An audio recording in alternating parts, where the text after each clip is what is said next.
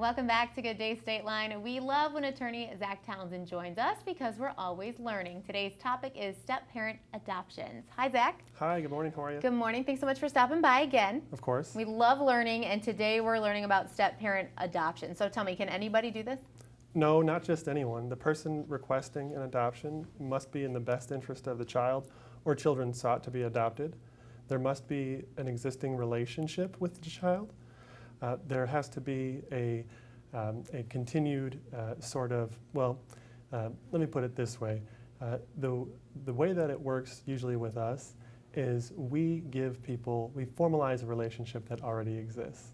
So we all know the step parents that have the day-to-day parental duties, the one that does the day-to-day parenting, and the emotional relationship is already there, the financial relationship is already there. And an adoption can make it legit. It's pretty much just signing paper? It's a little more than that. A little more, but that's the difference. That's what you'd like the relationship difference to be. Pretty much the relationship will stay the same. Well, it depends on what papers you sign and who's present to observe it and whether it's ratified by a court. There's a lot of different circumstances that will vary. So when can a step-parent adopt a child? Well, if it's an uncontested adoption, that means that nobody is objecting to the adoption. Well, then it's much less difficult and we can streamline that process for you. But if it's a contested adoption, that means that somebody is stepping up. Usually that's the biological parent trying to veto the adoption. Then it has to be proven over their objection that, well, there's a good reason. And so that includes the abandonment of the child, deserting the child, repeated instances of abuse of the child, repeated instances of neglect of the child, things of that nature. Because the first step in adoption is terminating the rights of the biological parent. You can't just tack on a third parent. The law doesn't allow for that. We have two-parent policy in our state, which means that there's two parents that are legally recognized. That was actually going to be a question that I had. I wasn't sure if you could tack on, as you said, or if it was more of a replacement. It has to be a replacement. And what do kids have a say in this regards? Well, it depends. Children that are 14 years or older must consent to the adoption. So, people say you can't choose your parents, but that's not always true. And also children under 14, they have their wishes considered. And so the preference of the child, that's part of the calculation in determining whether an adoption will occur. And is this going to be permanent? Oh, yes.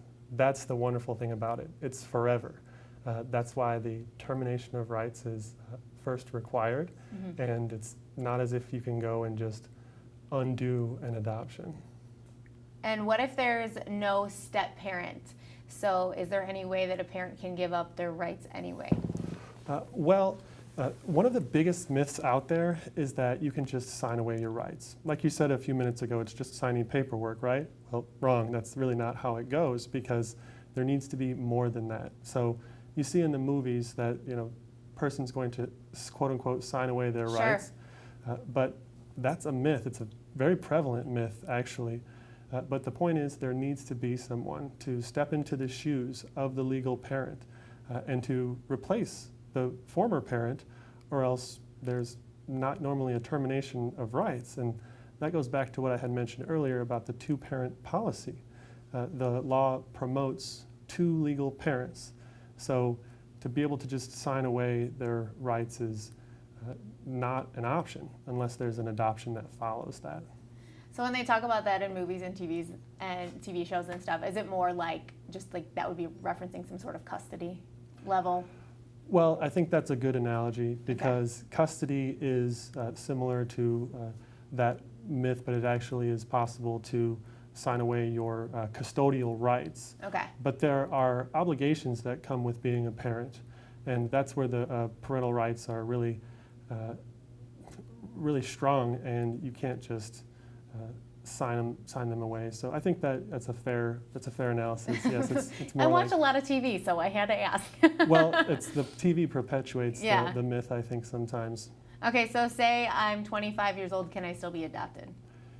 Yes, you can. It's less difficult that way even because You don't need the consent of the biological parent if you're an adult. Okay. We do adult adoptions. There are legal consequences to those as well, such as inheritance and other legal consequences.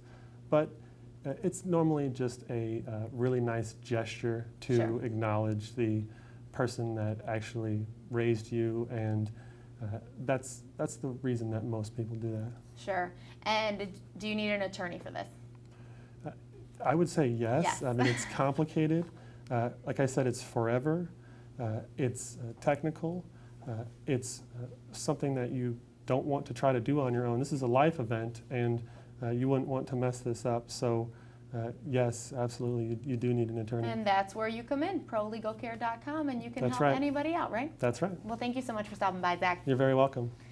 Now that it's October, it's time for pumpkins. We're checking in next with Dory, the GDS pumpkin carver, to see how our pumpkin turned out. We'll be right back with more Good Day State Line.